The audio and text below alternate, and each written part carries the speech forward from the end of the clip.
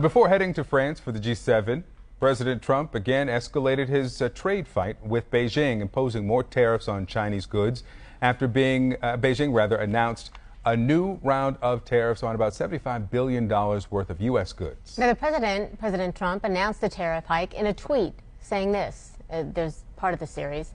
But he says, starting on October 1st, the $250 billion of goods and products from China currently being taxed at 25% will be taxed at 30%. And that news sent stocks tumbling. But President Trump says there is nothing to worry about. So CNN Beijing Bureau senior producer Stephen Zhang with us now. Stephen, good to see you this morning. Are we hearing anything from China in response to the tariffs?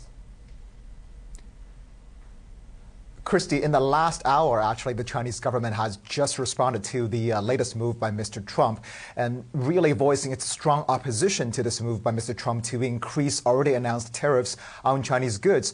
This response came in the form of a statement from the Commerce Ministry and saying this latest move by Mr. Trump really showing the unilateral approach to trade by the U.S. as well as its trade bullying tactics against China. It warned the U.S. to stop misjudging the situation or underestimating the determination of the Chinese people to fight this trade war, or the U.S. Would have to bear all the consequences of its own doing. So not entirely surprising in terms of these very strongly worded and hardened rhetoric from China, given what's happening in the past week from both sides. But it certainly is casting a lot of doubt over the next round of trade talks, which is supposed to take place in Washington in September. Remember, one of China's preconditions for any trade deal is the immediate removal of any existing U.S. tariffs. Now, with these latest back and forth tariffs and counter tariffs, that goal is certainly becoming more elusive, not to mention growing fears here that the Chinese would deploy non-tariff barriers to make American companies' life